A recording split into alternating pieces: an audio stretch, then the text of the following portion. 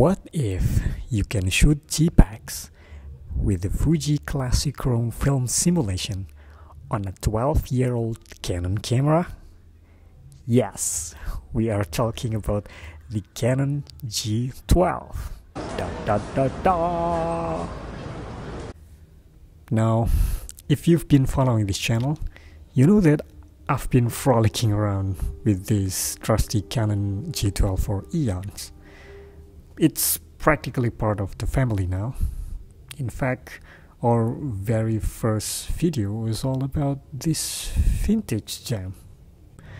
But here's the kicker, my friends. I once thought about ditching it for the flashy Fuji XQ1 and XE1. I thought, who needs an ancient Canon when you've got the cool Fuji kids in town? But let me tell you, the G12 and I are like peas in a pod. It's like the grumpy old grandpa who gives the best advice. Okay, cast your mind back to 2010. The G12 was like the Beyonce of point-and-shoot cameras.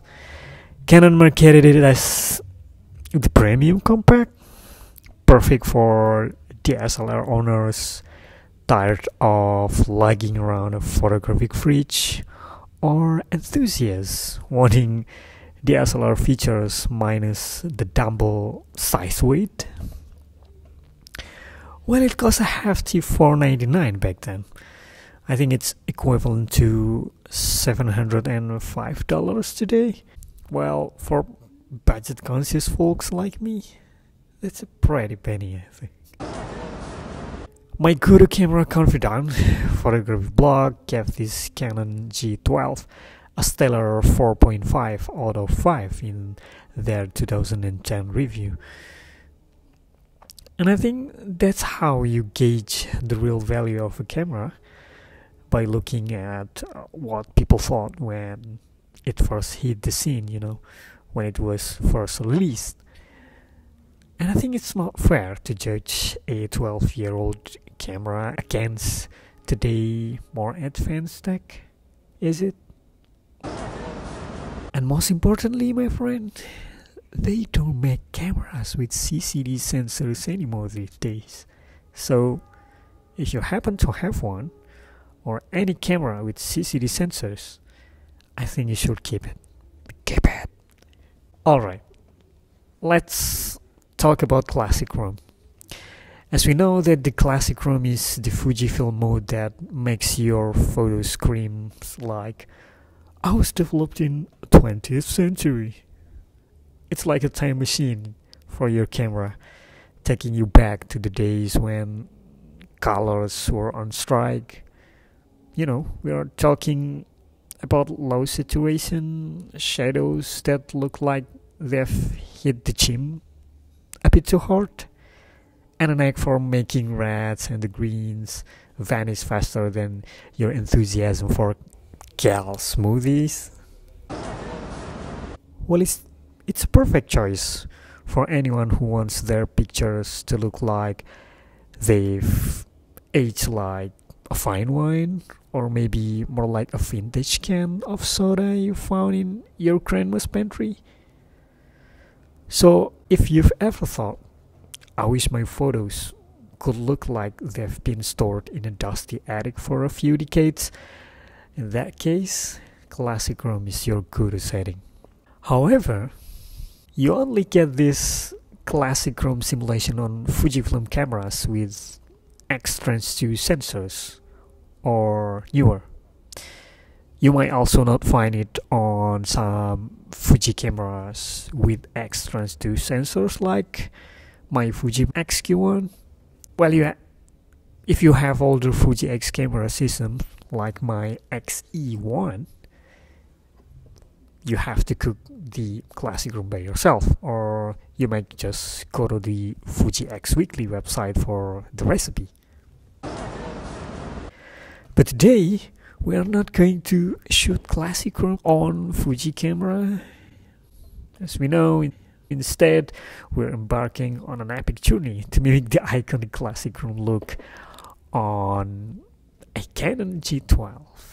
Why, you might ask?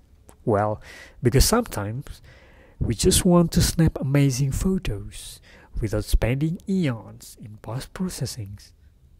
Now, don't get me wrong, shooting in RAW is fantastic if you are a pro or if you've got all the time in the world for photo editing. But for those of us with 9-to-5 jobs and a passion for photography, I think JPEG is our trusty sidekick. No fuss, no muss. But here's the kicker. The Canon G12 may not have the same Fujifilm classic RAW magic, but it's got its own charm with that CCD sensor. It's like a vintage film camera in a digital disguise. I think that it's what people have been talking these days about CCD sensors and that film-like look, you know. So we're going to harness its power and try to mimic that 20th century magazine look. You know, the one classic room was aiming for: slightly desaturated colors, especially the reds and greens, with shadows as deep as our love for photography. Now, the secret sauce starts with your image type. Make sure it's set to JPEG. And then we're diving into the world of white balance and selecting fluorescent edge. Next, let's heat up my color setting. Here's where the real fun begins. Choose custom colors. And then to get that classic chrome-esque look, hit the display button, and here's the secret recipe.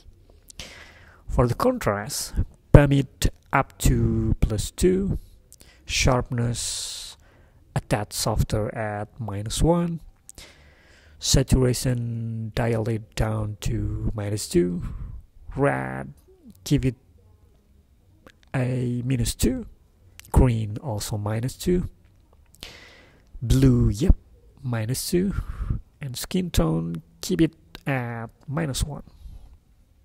Now you're all set and ready to capture that vintage documentary style goodness. But remember, these settings are my personal preference. Feel free to adjust them to match your unique style.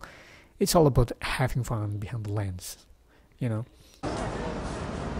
Okay, I think that's it. Before we reveal the magic, show some love to that like button. Hit subscribe like it's your camera's shutter button.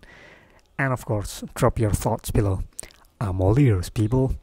Happy shooting, and may your photos be sharper than a cat on a caffeine bus.